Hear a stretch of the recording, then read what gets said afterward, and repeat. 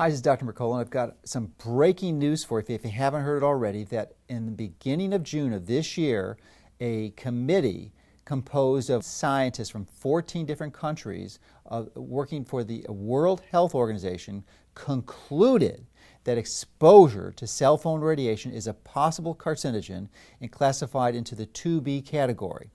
And this is the same category as DDT, the pesticide, gasoline engine exhaust, burning coal, dry cleaning chemicals, or working in a print factory.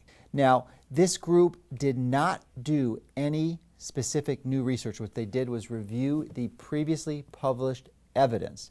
This is the evidence that specifically the National Cancer Institute and the American Cancer Society thought did not provide evidence that the cell phone exposure was an increased risk to radiation, but this expert committee now has said otherwise. And this is really important because this is the very first time, this is really epic, this is the first time that a recognized worldwide scientific authority organization has made this connection. Now, this is particularly concerning because over 5 billion people in the world, literally about 80% of the world's population, has a cell phone, and it's going to continue to increase from there.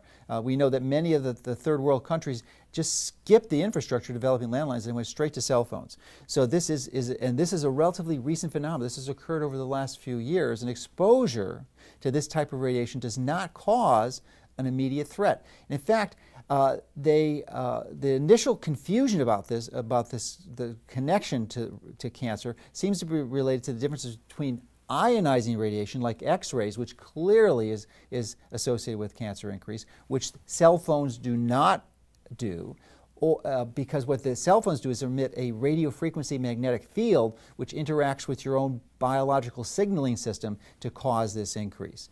And this committee found that there was a 40% increased risk of cancer.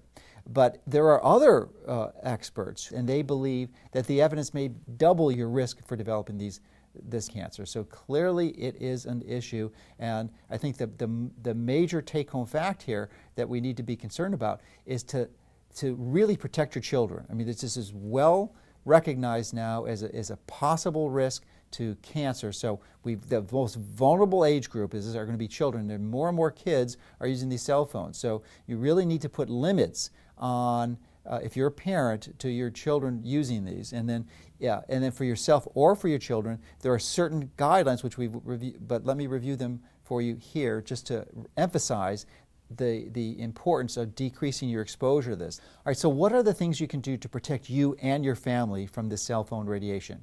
Well, the first thing is to ignore the traditional studies that are published about safe phones, because these safe phones use something called the SAR rating, S-A-R, and that is going to give you a false sense of reassurance, because the SAR ratings mean absolutely nothing, so just ignore those. What you can do, and hardly anyone is discussing, is pick your cell phone carrier appropriately.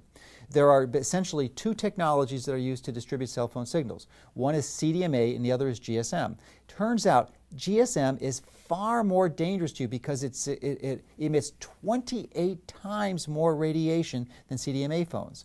Now, in the United States, there are two primary CDMA networks. Those would be Verizon and Sprint. All the others, for the most part, use GSM, but you need to check with your carrier specifically to confirm that. So that's the first step you can do, is use a safer carrier. Not necessarily the phone, but the carrier is really key. So once you have your phone and you hopefully picked a safe carrier, then there are some important principles that additionally that you can use. And the first is to recognize that the danger to you is really related to how far the phone is from your body. If you look at your BlackBerry or iPhones, you'll see there are very specific warnings in how to use them, that they need to be a certain distance, at least an inch or so away from your body, so you don't put it up to your head, and ideally the further away from your body, the better. Now, my view, and there are certain times of the year where I'm traveling where I really need to rely on the use of a cell phone, the most important thing you can do is to use the speakerphone. And essentially, almost all new phones have this speakerphone function, so you put it on speaker, and then you set it down. You don't hold it. My phone has a speaker stand, so sometimes if I can't set it down, I'll just hold it away from me like this. But ideally you set it down and you talk. Now, if privacy is an issue and you can't be on a speakerphone or for whatever reason, then you want to use a wired headset. And the wired headset just plugs into your phone, and ideally, you want to keep it, again, as far away from your body as possible, so ideally put it down here and put the headset connected to your ear so you can hear, and don't hold the phone. And there are two primary types of headsets. One's a wired and one is a headset that uses what's called a blue tube, or a hollow tube, which you can see here, that essentially allows the sound to travel up from the wire into your ear without any wire being really close to your head, because there is some concern that there is additional radiation that's transmitted up the wire. So clearly using a wired headset is going to be better, but still the wire is going to be right in your ear. So the Bluetooth tends to eliminate that factor and keeps any radiation several inches away from your brain, which is really an important principle to apply. So now that we've established how you can use your cell phone safely, I just want to emphasize how excited and delighted I am about this recent announcement from the World Health Organization, because it really is a vindication of much of the work I've been doing. Because since the late 1990s, I've been regularly warning people about these dangers. In fact, I've posted over 200 articles about this topic on the site, with going into specific details, and you can easily look them up on our search engine. And this reminds me of the German philosopher Arthur Schopenhauer's warnings that he talked about any truth transition into our culture, going through essentially 3 stages. The first is that it's ridicule, and I've certainly received tons of ridicule for my position on this. And then the second phase, according to Schopenhauer, is that it's violently opposed. And we are starting to see some of that because of these entrenched interests, these scientific organizations who were adamant about